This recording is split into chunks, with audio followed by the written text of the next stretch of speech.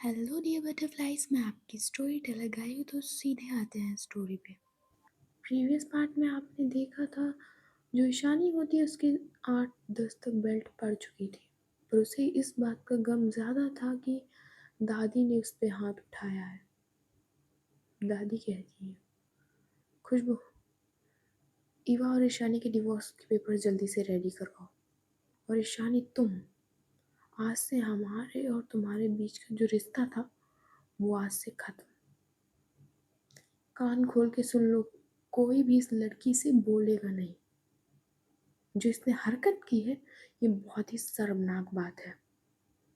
और आज से ही वो हमारे घर में नहीं रहेगी, वो अपने मायके में रहेगी। एक छोटी सी बच्ची की जिंदगी तुमने बर्बाद कर दी है ईशानी। अब यही सोचो, यही अगर तुम्हारी बहन आयशा के साथ हुआ होता तो तुम क्या करती? दूसरी की बेटी पाकर तुम तो कुछ ही और रही। अगर यही हरकत तुम्हारी बहन के साथ होती तो तुम क्या करती ईशानी? इधर सिर्फ ईशानी देख रही थी अपनी दादी की तरफ। वो कुछ नहीं बोलती है, ना ही वो अपने होश में थी और ना ही कुछ उसे समझ आ रहा था। खुशबू कहती है, जी दादी, मैं जल्दी से डिवोर्स पेपर रेडी करवाती हूँ। जो चिंकी होती है वो बढ़ती है ईशानी की तरफ और कहती है, जो कुछ भी आपने मेरी ईवा दीदी के साथ किया है ना, भगवान आपको उसकी पनिशमेंट देगा। ऐसी पनिशमेंट देगा ना तो आप याद रखेंगे। भगवान आपको छोड़ेगा नहीं, बहुत मारेगा, याद रखना।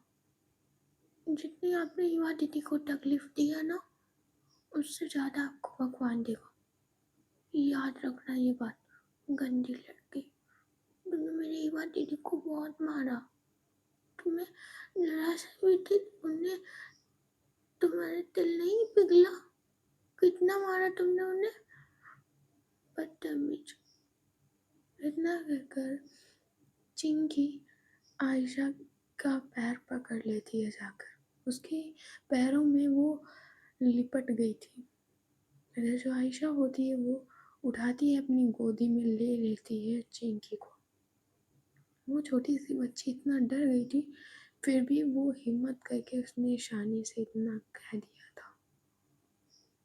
इधर आयशा चिंकी को लेकर आती है ईशानी के सामने और उसकी तरफ गर्दन करते हुए कहती है, मुझे तुमसे ये उम्मीद नहीं थी ईशानी।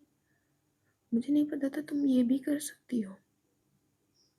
ऐसी क्या बात हुई थी तुम्हारे और ईवा के बीच में जो तुमने ऐसा कदम उठाया? क्या किया था ईवा ने जो तुम इस तरह की हरकत पे उतर आई? दादी कहती है, ऐसे मूर्ख लोगों से बातें करना अच्छी बात नहीं है आयशा, जाने दो। और तुम ईशानी, शक्ल मत दिखाना मुझे। ये समझ लेना कि तुम्हारी दादी आज से तुम्हारे लिए मर गई है।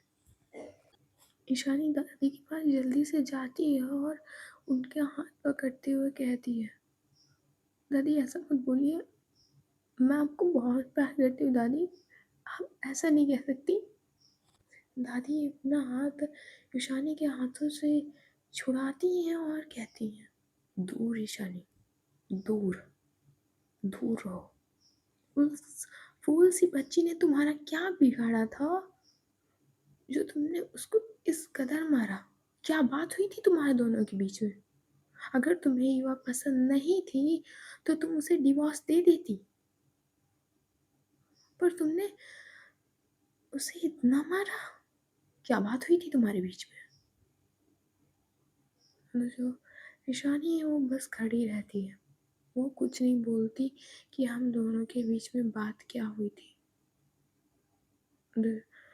खुशबू आती है सामने और कहती है, दादी जी, क्या ये बात हमें ईवा की बुआ जी को बतानी चाहिए? दादी कहती है, बतानी तो पड़ेगी ना खुशबू, ऐसा काम किया है इन्होंने और मैंने फैसला ले लिया है कि ईशानी ईवा को डिवोर्स देगी। पेपर जल्दी से तैयार करवाओ खुशबू। खुशबू कहती है, इसमें मैं भी तैयार करवा लेती हूँ। वो खुशबू ईशानी की तरफ भी नहीं देखती है आज, क्योंकि ईशानी का बिहेवियर खुशबू को भी बहुत खराब लगा था। खुशबू एक वकील के पास कॉल करती है। जब खुशबू वकील से बात करने लगती है, तभी वहाँ पे एक लेडीज डॉक्टर आ जाती है। उसे कुछ बॉडीगार्ड्स उसके पीछे उसे लेकर आए थे अंदर। अंदर जो दादी हैं और आयशा हैं वो भागते हुए जाती हैं उनके पास। इधर वो दोनों लोग उसे ईशानी के कमरे में ले गए थे, जहाँ आयशा की मॉम और ईवा लेटे हुए थे। इधर ईवा तो बेहोश थी, इधर आयशा की मॉम वहीं बैठी हुई थी। दूसरी तरफ जो ईशानी नीचे खड़ी थी, वो बस स्टैचू बनकर खड़ी ही रह गई थी। उसे खुद कुछ समझ में नहीं आता। उसने ईवा को क्या इतना मार दिया है, वो बस सोच रही थी। बट उसके मन में अभी ज़्यादा गिल्ट नहीं था जो उसके मन में होना चाहिए था। इधर ईशानी ऊपर न जाकर सीधे घर के बाहर निकल कर अपनी कार में बैठ जाती है और वहाँ से बिना बॉडीगार्ड्स लिए सीधे अपने ऑफिस की तरफ निकल जाती है। इधर जो डॉक्टर थी वो रूम में जाती है और जैसे ही वो ईवा को देखती है, उसको लिटरली थोड़ा सा डर और बहुत अजीब लगा था। डॉक्टर कहती है, ये तो पुलिस केस है, किसी ने कंप्लेन की? मतलब जो दादी और आयशा होते हैं वो नाम में सिर हिलाते हैं कि कुछ भी हो, दादी को भी अपने खानदान की चिंता थी। वो भी पुलिस केस नहीं करना चाहती थी, क्योंकि अक्सर होता कुछ नहीं, बस खानदान की बदनामी हो जाती। इसलिए दादी ने कोई भी पुलिस कंप्लेन नहीं की थी। डॉक्टर कहती है, देखिए मैं ऐसे चेक नहीं कर सकती, ये केस पुलिस को देखना होगा, ये अब घरेलू हिंसा का मामला है। तो जो दादी होती हैं वो कहती हैं, आप देखिए जितनी भी फीस होगी आपसे उसको उससे ज़्यादा ट्रिपल मिलेगी आपको, आप देखिए। तो जो डॉक्टर होती है वो कुछ नहीं बोलती, बस वो युवा को देखने लगती है। डॉक्टर कहती है कि आपने अभी इन्हें बेहोशी का इंजेक्शन दिया था? आयशा जो चिंकी को लेकर खड़ी हुई थी वो कहती है, हाँ, ये बहुत ज़्यादा पैनिक कर रही थी इसलिए मैंने इन्हें बेहोशी का इंजेक्शन दे दिया।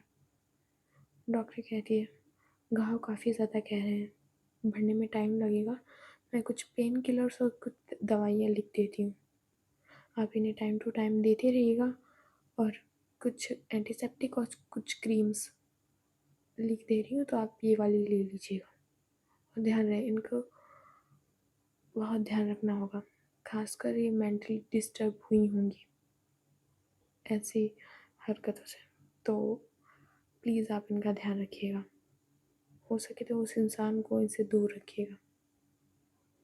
इधर जो डॉक्टर होती है वो अपना बैग उठाती है, जो आयशा होती है उसकी फ़ीस देती है, इधर वो डॉक्टर चली जाती है। इधर जो दादी होती है वो ईवा के पास बैठ जाती है और वो बस नज़र भर के देख रही थी ईवा को। वो ऊपर से नीचे तक देखती हैं ईवा को, तो देखती हैं उनकी उसके पूरे शरीर पे निशान बने हुए थे।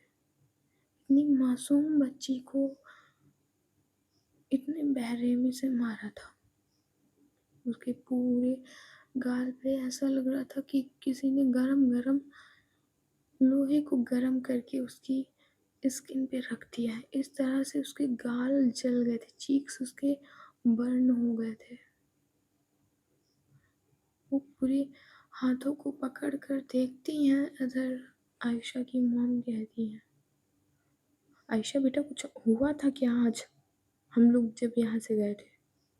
आयशा कहती है, हाँ मम्मी, वो हुआ था, ये था कि चिंकी ने मोनिका पे जूस गिरा दिया था और मोनिका ने पूरी ओवर रिएक्टिंग करके पता नहीं क्या हुआ। फिर ऐसे ही पूरी कहानी आयशा बताती है।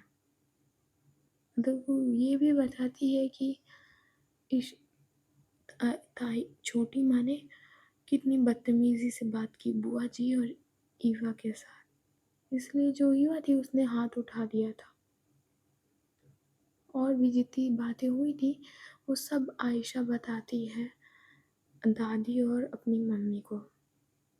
इधर दादी कहती है, बहुत हुआ, ये सब मोनिका की गलती है। मैं चाहती हूँ कि मोनिका भी इस घर में ना रहे तो ज़्यादा अच्छा होगा। और मैंने सोच लिया है कि ईवा और ईशानी का जल्द ही डिवोर्स करा दूँगी। खुशबू कहती है, बट मैम डिवोर्स 6 महीने या 1 साल में ही होता है। अभी ईवा मैम और ईशानी मैम की शादी को इतने दिन नहीं हुए, तो डिवोर्स पॉसिबल नहीं है। दादी कहती है, मेरे लिए सब पॉसिबल है। खुशबू कहती है, दादी बट मुझे नहीं लगता पॉसिबल होगा। हम लोग अगर घरेलू हिंसा का मामला लगाएंगे तो हमारी लोगों की बदनामी हो जाएगी, और उसके बिना हम 6 महीने से पहले या 1 साल से पहले हम डिवोर्स नहीं ले सकते। दादी कहती हैं, होने दो जो कुछ होना है, बदनामी होगी तो अब होने दो। खुशबू कहती है, बट दादी बदनामी ईवा मैम की भी होगी। तो घरेलू हिंसा का मामला है और आसपास की सोसाइटी क्या कहेगी, और इसमें ईशानी मैम की कोई इज्जत नहीं उछलेगी। उछलेगी तो सिर्फ ईवा मैम की होगी। और आप तो जानती हैं हमारी सोसाइटी को, कोई भी अमीर आदमी पे कभी उंगली उठाता ही नहीं है, और ये उंगलियां ईशानी मैम पे कभी उठेंगी ही नहीं। सबको यह कहेगा कि ईवा मैम में कुछ कमी होगी तभी ईशानी कपूर ने हाथ उठाया, ईशानी मैम ने हाथ उठाया। दादी कहती है, तो मैं क्या करूं, 6 महीने से पहले डिवोर्स मिल नहीं सकता। खुशबू कहती है, तो दादी हम इनको अलग अलग रख सकते हैं, बट 6 महीने के बाद फिर हम उनका डिवोर्स करा देंगे। नंदिनी कहती है, ये बात सही है, पहले मम्मी जी आपको मोनिका से मिल लेना चाहिए, और यहाँ तक एक बार आप श्वेता को भी देख लीजिए। दादी कहती है, इनसे तो हम अभी शाम को मिल लेंगे, आने दो इन्हें। नंदिनी जरा देवराज को फ़ोन करके कह दो कि हम लोग मंदिर नहीं आ रहे, बाकी की आगे की पूजा वही देख ले। नंदिनी कहती है, ठीक है मम्मी जी।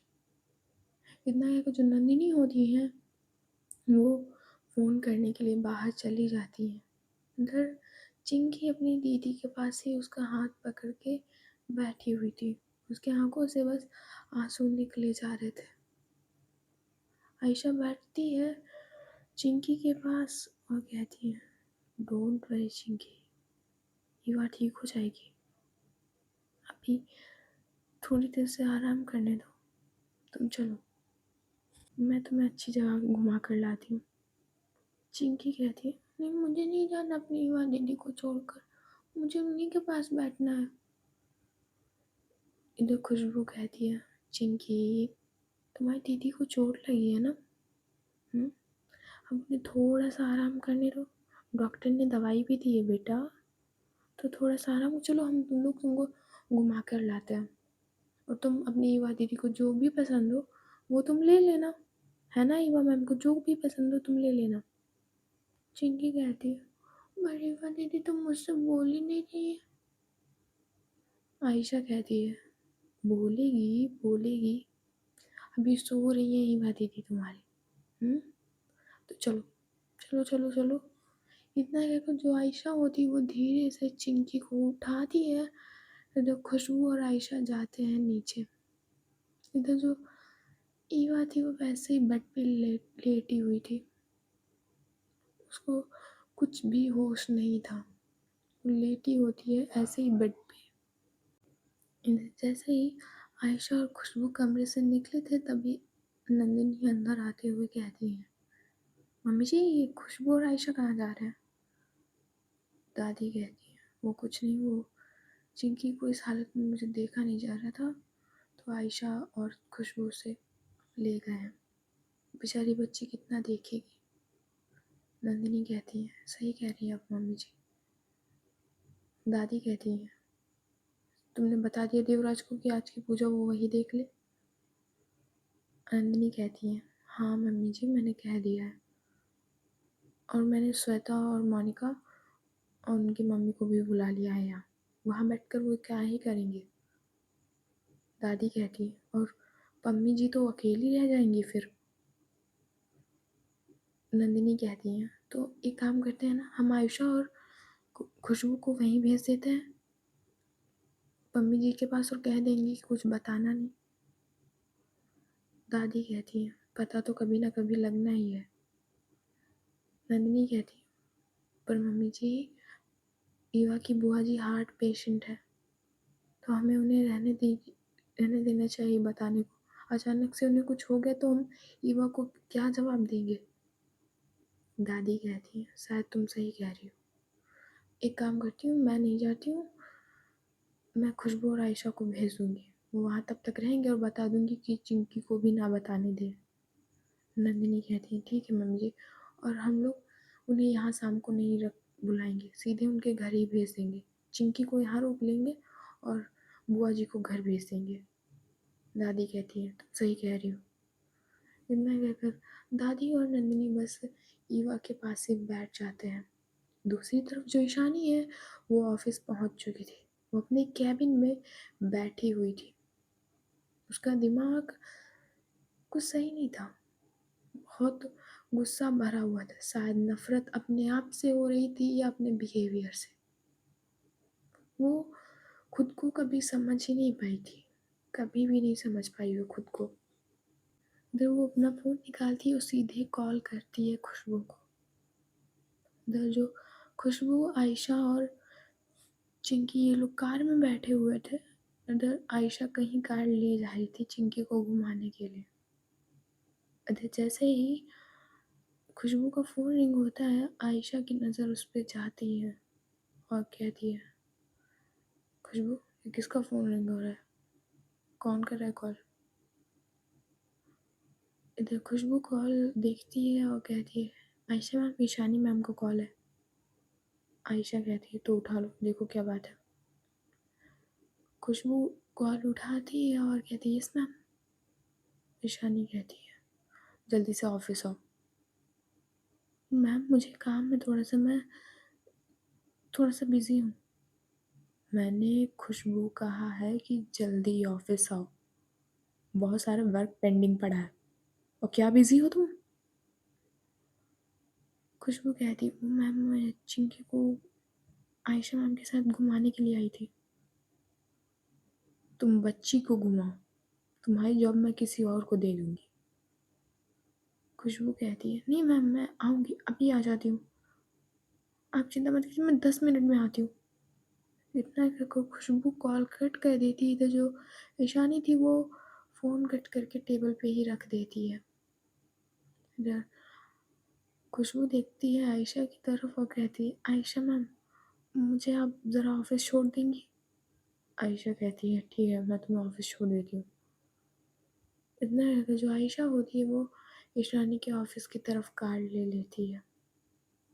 दूसरी तरफ मंदिर में मोनिका और ईशानी की मॉम और मोनिका की मॉम, उनके चेहरे पे एक नूर, एक हूर और एक मुस्कान चमक रही थी। इधर देवराज आते हैं और श्वेता से कहते हैं अपनी बेटी की हरकत देखिए, क्या किया है उसने ईवा के साथ। श्वेता ड्रामेबाज बनते हुए कहती है क्या किया है, आप किस बारे में बात कर रहे हैं जी? देवराज कहते हैं ज़्यादा भोली बनने की कोशिश मत करो, जानता हूँ मैं तुम्हें अच्छे से। श्वेता कहती क्या बात कर रहे हैं आप, ज़रा बताएंगे भी हमें? इधर मोनिका कहती है हाँ अंकल जी, आप बताइए तो हुआ क्या है, आप इतना गुस्से में क्यों हैं? इधर सिमरन बजाज कहती है हाँ भाई साहब, आपको क्या हुआ, आप इतने गुस्से में क्यों हैं? देवराज कहते हैं जल्दी से घर जाओ, माँ ने अभी तुम्हें बुलाया है और मैं यहाँ की पूजा खुद संभाल लूँगा, जाओ तुम यहाँ से। श्वेता कहती है मम्मी जी ने मुझे क्यों बुलाया है, अभी तो पूजा चल रही है ए जी, मैं अभी नहीं जाऊँगी छोड़कर। देवराज कहते हैं अगर नहीं गई तो तुम मम्मी मम्मी जी को अच्छे से जानती हो, माँ को तुम अच्छे से जानती हो, क्या करेंगी तुम्हारा वो। इसीलिए जितना कहा है उतना करो और जाओ यहाँ से। मैं पूजा देख लूँगा और मुझे पता है किस पूजा में तुम्हें इतना इंटरेस्ट है। जाओ यहाँ से। इतना कहकर जो देवराज होते हैं वो वहाँ से चले जाते हैं मंदिर की तरफ, मतलब जहाँ पे रामायण का पाठ हो रहा था। उधर बुआ जी भी अपनी दवाइयाँ अपनी पोटलियों में लाई थी और उन्होंने खाना खाकर वहीं वो उसी पाठ करने वाली जगह पे बैठी हुई थी। बुढ़ापे पे और एक इंसान को क्या चाहिए, जस्ट सेम बुआ जी थी, बैठी थी एकदम शांति से। दूसरी तरफ कपूर मैंसन में जो ईवा लेटी हुई थी, उसके हाथों में थोड़ी सी हलचल होती है क्योंकि बेहोशी का ज़्यादा डोज नहीं दिया गया था ईवा को, बस 1 घंटे या 1.5 घंटे शांत रह जाए इतना डोज दिया गया था। तब ईवा की हाथ की उंगलियां थोड़ी सी हिल रही थी, धीरे धीरे उसके पैर भी हिलने लगती थी। जो नंदिनी और दादी जी होती हैं वो देखती हैं ईवा की तरफ। इधर नंदिनी ईवा का हाथ पकड़ती हैं, उसे रब करने लगती हैं बहुत धीरे धीरे से। फिर जैसे ही ईवा की आंखें खुलती हैं वो शाम की तरह चिल्लाने लगती है और कहती है, ईशानी जी प्लीज़ मुझे छोड़ दीजिए, प्लीज़ मुझे छोड़ दीजिए। इतना कहकर वो अपने हाथ पैर तक पटकने लगती है। ऐसा लग रहा था कि अभी भी उसके बेल्ट पड़ रही हूँ। तो जो दादी और नंदिनी होते हैं वो दोनों लोग ईवा को धीरे से गले लगाती हैं। उधर नंदिनी कहती है, ईवा बेटा कुछ नहीं है, ईशानी नहीं है यहाँ, तुम शांत हो जाओ, तुम शांत हो जाओ। इतना कहकर नंदिनी ईवा की बैग को धीरे धीरे से रब करने लगती थी। दादी ईवा का सर सहला रही थी। इधर ईवा कम से कम 1 मिनट तक पैनिक करती है, फिर वो थोड़ी सी शांत हो जाती है और देख रही थी वो दादी और नंदिनी की तरफ। बस उसकी ऐसा लग रहा था कि उसके अंदर कोई इमोशन बचे ही नहीं। वो अपना मुंह ऐसा लगता है कतई उसने बंद कर लिया था। ना चेहरे पर कोई भाव था, ना ही चेहरे पर कोई गुस्सा, ना रोना था न धोना। उसकी बस ऐसा लग रहा था कि उसके शरीर से किसी ने सोल निकाल ली हो। जो लड़की अभी 1 मिनट पहले चिल्ला रही थी अब उसके मुंह से बोल नहीं निकल रहा था। इधर नंदिनी युवा की तरफ देखती है और मम्मी जी से कहती है, मम्मी जी ये कुछ बोल क्यों नहीं रही है। दादी कहती है, अभी अभी बेटा सदमा लगा है, थोड़ी देर से आराम करने दो, हम चलो दूसरे रूम में चलते हैं, इसको थोड़ा आराम कर लेने दो। नंदिनी कहती है, बट मम्मी जी ये अकेले कैसे रहेगी, अभी अभी तो इसकी हालत है और अभी बाई चांस इसने पैनिक में कुछ कर लिया तो। दादी कहती है, कुछ नहीं करेगी, इसको शांति से बैठे रहने दो, नंदिनी चलते हैं। इतना कहकर नंदिनी और दादी एक बार पीछे मुड़कर देखते हैं ईवा की तरफ। इधर वो फिर दरवाज़ा बंद कर लेते हैं, धीरे से वो दरवाज़ा बंद कर लेते हैं। इधर ईवा अपने घुटनों के बल बैठी हुई थी। उसने अपने घुटनों पे दोनों हाथ कर रखे थे और अपना सिर बस अपने घुटनों पे रखा हुआ था और बस उसे ईशानी की शाम की सारी मार याद आ रही थी, पर वो इस बार चिल्ला नहीं रही थी। वो बस उसके आंखों से एक आंसू निकल रहे थे और वो बस अपना सिर घुटनों पर रखकर बस रोए जा रही थी। आवाज़ नहीं निकल रही थी उसके मुंह से रोने की, बट उसके आंसू बयां कर रहे थे। ईशानी अपने कैबिन में बैठी हुई थी। वो अपने सिर पे दोनों हाथ रखे हुए थी और अपने दोनों हाथों से अपने सिर को रब कर रही होती। उसने अपने फोरहेड को रब रब करके रेड कर दिया था दोनों हाथों से। उधर ईशानी थोड़ा सा याद करते हुए देखती है कि वो किस तरह से ईवा पे बेल्ट मार रही थी। उधर उसके दिमाग में ईवा की चीखें गूंजने लगती है और वो अपने कान पे हाथ रख लेती है। इधर वो चिल्लाती है, थोड़ा सा उसके कैबिन के बाहर भी नॉइज गई थी। सारे एम्प्लॉयज ईशानी के कैबिन की तरफ देखते हैं। इसमें से कुछ एम्प्लॉयज बात कुछ खुसुर फुसुर भी करने लगते हैं। इधर आयशा की कार नीचे रुकती है आकर। इधर जो खुशबू होती है वो जल्दी से कार से उतरती है और आयशा और चिंकी को बाय बोलती है और सीधे ऑफिस से में आ जाती है। वो लिफ्ट से सीधे टॉप फ्लोर पर जाती है, ईशानी की कैबिन की तरफ।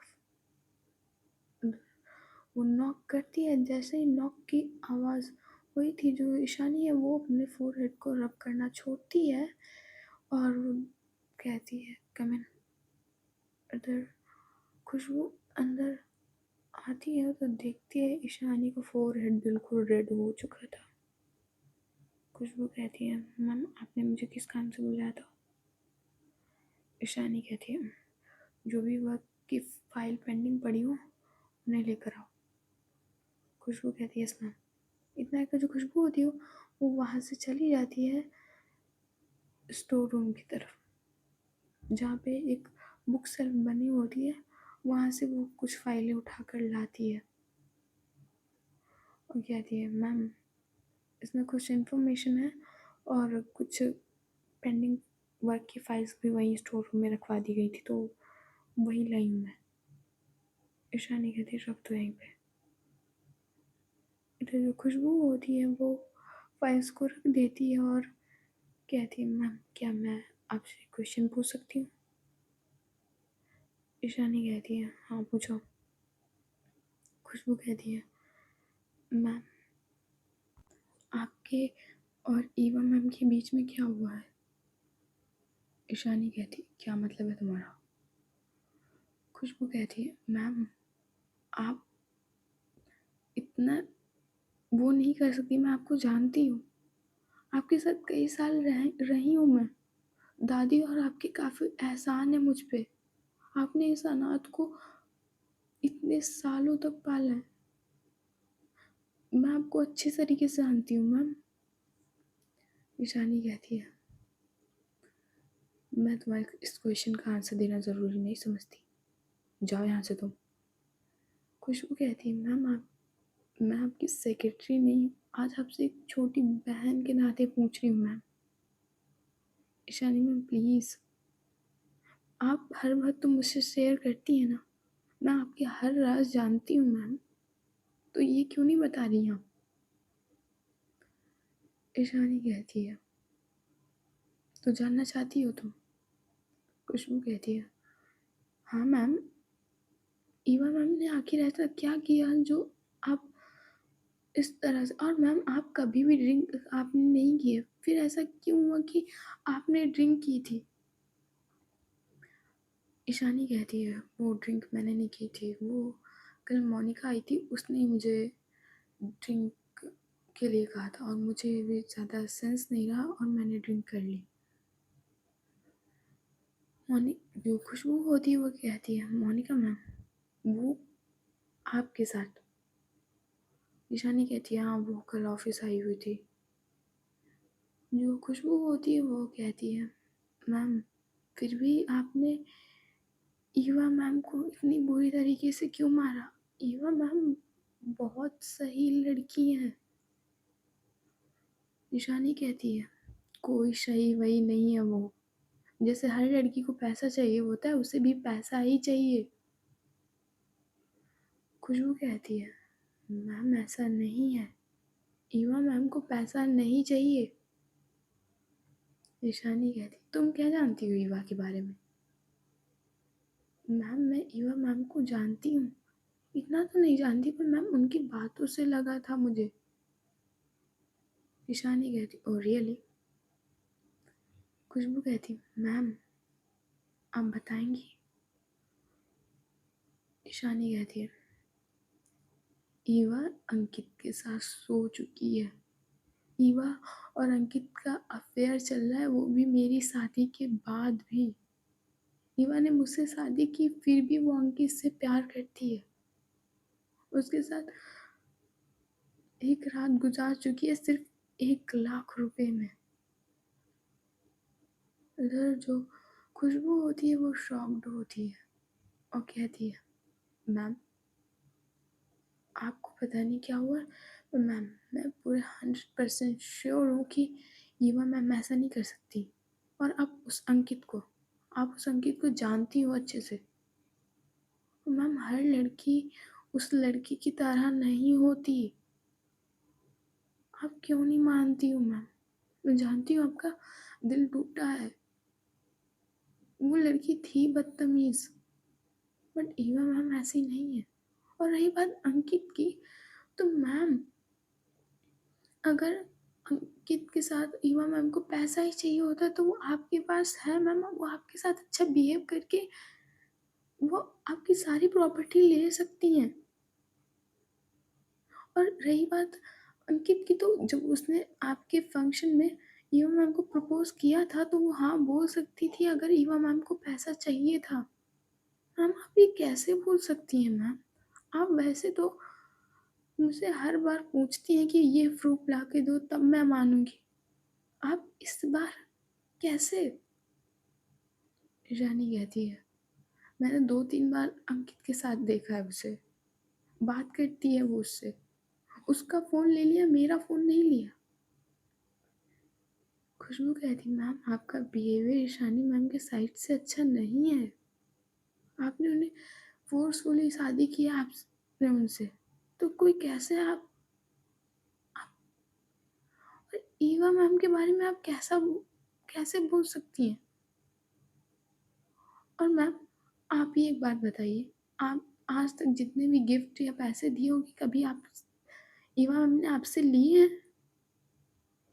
ईवा मैम पार्टी में मुझसे बताया, मैंने पूछा था कि आपको कैसा लाइफ पार्टनर चाहिए, तो उन्होंने एक बार ये नहीं कहा कि मुझे पैसे वाला पार्टनर चाहिए। उन्होंने ये कहा था कि उन्हें केयरिंग पार्टनर चाहिए। उन्होंने इतनी सारी क्वालिटीज़ बताई थी। मैम आई कांट बिलीव कि आप ये मिस्टेक कर सकती हैं। अगर ये बात दादी को पता चली कि आपने ईवा मैम के कैरेक्टर पे सवाल उठाया और उस बेसिस पे मारा है उन्हें, आई डोंट नो मैम आपका होगा क्या। ईशानी होते हुए गुस्से में देखती है खुशबू की तरफ और कहती है, तुम्हारी जुबान ज़्यादा चल रही है खुशबू।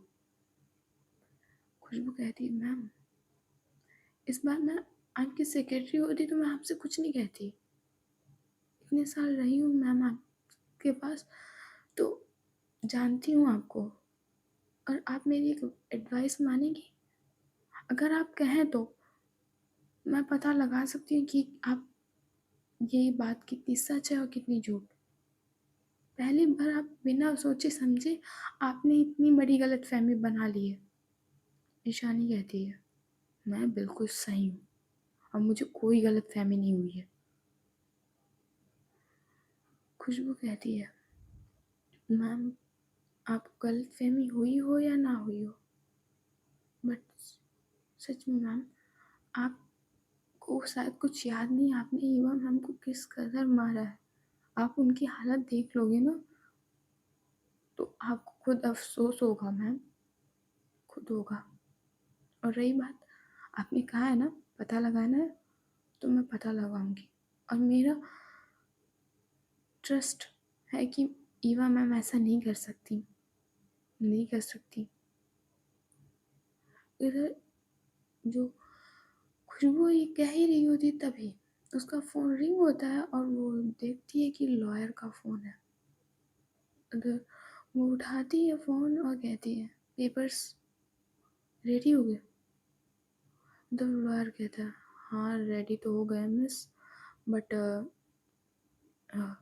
6 महीने तक वेट करना होगा। मतलब अभी साइन तो हो सकते हैं बट ये कोर्ट में केस 6 महीने बाद ही जाएगा।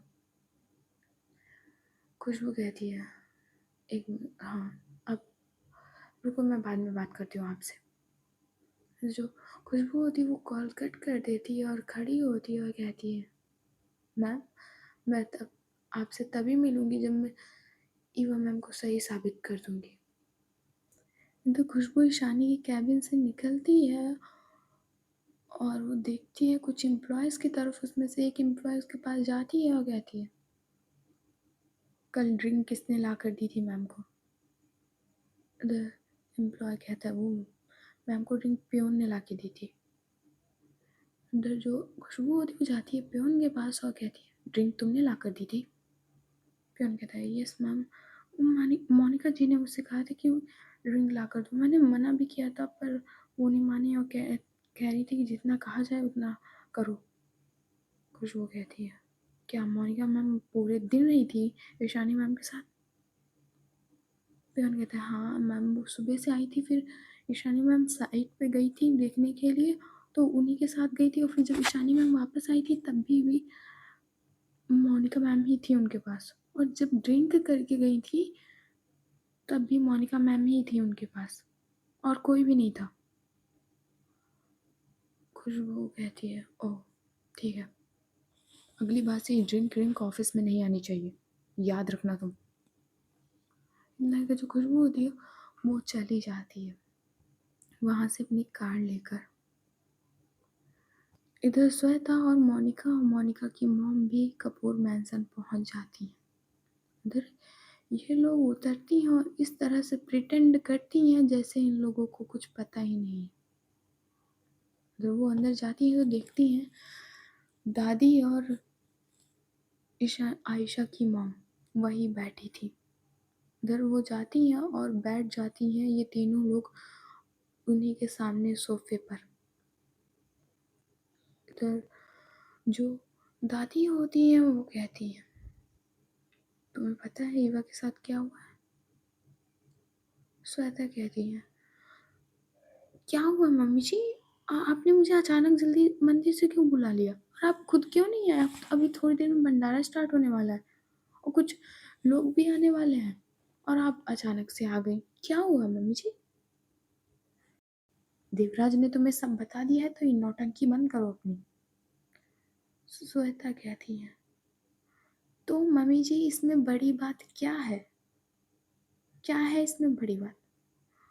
ईशानी ने मार दिया बेल्ट से, और कौन सी वो राजा महाराजा की घर की थी? मर तो नहीं गई ना, जिंदा है अभी। और आपको क्या पता मम्मी जी उसने मेरे साथ क्या किया था? ईशानी ने ना बिल्कुल सही किया उसे मारकर। उसने मुझे थप्पड़ मारा था सभी के सामने मम्मी जी। ये सही लगा था आपको? किसी की बेटी को ये पसंद नहीं आएगा कि उसकी माँ को थप्पड़ मारो? दादी कहती है, और किसी भी बच्ची को ये पसंद नहीं आएगा कि सबकी भरी सभा में तुम उसकी बुआ या उसकी बहन की इंसल्ट करो। ये नहीं मुझे एक तरफा ही बात पता चली हो, तुम्हारे भी कांड पता चलते हैं। और मोनिका, तुम्हारे पर क्या सैलाब आ गया था उस बच्ची के हाथ से? अगर तुम्हारे ऊपर ग्लास गिर गया था तो डूब गई थी तुम क्या? जो इतना तमाशा बनाया तुमने पार्टी में। मोनिका कहती है, दादी जी उस लड़की ने बहुत बदतमीजी से मुझसे बात की थी, इसमें मैं क्या करती? मैंने उसे अच्छे से समझाने की कोशिश की थी बट वो मुझसे उल्टा ही चिल्लाने लगी। दादी कहती है, बेवकूफ़ समझा है मुझे कुछ पता नहीं चलेगा। तुम ही उस पर चिल्लाए थे, छोटी सी बच्ची से अगर गलती से जूस गिर भी गया था तो क्या प्रॉब्लम थी? ड्रेस की कमी नहीं थी तुम्हारे पास, तुम चेंज करके आ सकती थी। और क्या कहा तुमने? क्या कहा तुमने श्वेता? अगर ईशानी ने सही किया है, अगर अगर मैं अपने बेटे देवराज से कह दूं कि तुम्हारी इन्हीं हरकतों पे तुम पे 2-3 बेल्ट चला है तो अच्छा लगेगा तुम्हें? या ईवा ईशानी को मारती तो कैसा लगता? ज़्यादा बढ़ावा ना दिया करो इन चीज़ों को। श्वेता कहती है, मम्मी जी ये इतना भी बड़ा इश्यू नहीं है, इतना भी बड़ा इश्यू नहीं है ये, हर कोई मारता है। और मम्मी जी आपने ईशानी को कुछ कहा तो नहीं? आप जानती हैं अगर आप ईशानी को कुछ कह देती हैं तो उसके दिल पे लगती है जाकर। दादी कहती है तुम्हें अभी भी अपनी लड़की की चिंता है, उस बच्ची की नहीं है जो किसी की बेटी है। श्वेता कहती है देखिए मम्मी जी, मुझे अपनी बेटी की सिर्फ पता है और मैं उस गंवार को अपनी बहू कभी नहीं मानूंगी। दादी कहती है मानने की ज़रूरत भी नहीं पड़ेगी तुम्हें, मैं उनका डिवोर्स करवा रही हूँ कुछ दिनों बाद और आज से वो दोनों अलग रहेंगे। अगर श्वेता कहती है ये तो बहुत अच्छी बात है, आपने तो मेरी मन की बात छीन ली। दादी कहती है तुम कभी नहीं सुधरोगी श्वेता, ना ही तुम्हारी बेटी। इतना कहकर दादी वहां से चली जाती है गुस्से में। उन्होंने सोचा था कि श्वेता को थोड़ा सा तो गिल्ट होगा, बट श्वेता ने तो उल्टा जवाब दे दिया था दादी को। इधर आयशा की मॉम खड़ी होती हैं और कहती है डिस्कस्टिंग श्वेता, डिस्कस्टिंग। तुम्हें जहाँ ईशानी को समझाना चाहिए था कि उसने गलत किया उस फूल सी बच्ची के साथ, तुम उल्टा हमें जवाब दे रही हो। श्वेता कहती है आप तो मत ही बोलिए जेठानी जी, आप अपना काम कीजिए। नंदिनी कहती है सब तुम्हारे कारण हुआ है। ईशानी ऐसी नहीं थी जैसी अब हो गई है। इतना कहकर नंदिनी भी चली जाती है वहां से। दूसरी तरफ जो आयशा और चिंकी होते हैं, वो आयशा चिंकी को बहुत अच्छे से संभाल रही थी, उसे वो हर ज़रूरत की चीज़ दे रही थी जो उसे चाहिए थी। चिंकी मना कर रही थी बट आयशा उसे खिलाते पिलाते जा रही थी। वो सोच रही थी कि चिंकी युवा दीदी को याद भी ना करे, वो ना रोए, बट चिंकी बीच बीच में युवा का नाम ले लेती थी। दूसरी तरफ जो खुशबू है वो अंकित के घर के बाहर थोड़ी दूर पे उसने कार पार्क की थी। इधर वो अपने सिर पे हाथ रख के सामने की तरफ देख रही थी। उसी के कार में दो लोग और बैठे हुए थे। इधर खुशबू देखती है उनके तरफ पीछे और कहती है जैसे ही मैं ले जाऊं खींच लेना साले को। जो दो आदमी होते हैं वो अपने हाँ में सिर हिलाते हैं। इधर खुशबू देखती है एक लड़का निकल रहा है वहीं से। इधर जो खुशबू होती है वो तेज स्पीड में कार ले जाती है और उस लड़के के सामने रोकती है अचानक से। तो जो दो लड़के कार में बैठे हुए थे मुस्टंडे टाइप, वो उस लड़के को उठाते हैं और उसकी आंखों पे पट्टी तुरंत बांध देते हैं। और जो खुशबू होती है वो सीधे ये कार ईशानी के ऑफिस की तरफ ले जा रही थी और उसके चेहरे पे मुस्कान थी। इधर वो थोड़ा सा पीछे मुड़कर देखती है और कहती है थोड़ी अभी से इनकी खातिरदारी कर दो भाई, आए हैं और हमारी खातिरदारी में कोई कमी नहीं रहनी चाहिए, तो इनकी ज़रा यहीं पे खातिरदारी कर दो, बाकी तो हम इनकी खातिरदारी अपने स्टाइल से वहाँ करेंगे चल के। इधर जो वो बोरी में थोड़ा सा जो उसका सिर थोड़े से काले कपड़े से वो था, वो उसमें झटपटा रहा था। अदर जो खुशबू होती है वो ईशानी के ऑफिस की तरफ कार ले जा रही थी। सो गाइस आज की स्टोरी बस यहीं तक, देखते हैं नेक्स्ट पार्ट में क्या होता है। ओके, स्टोरी अच्छी लगी हो तो लाइक एंड सब्सक्राइब कर देना। आई नो आज थोड़ा वो हो गया। ओके ठीक है, bye bye, tata, see you.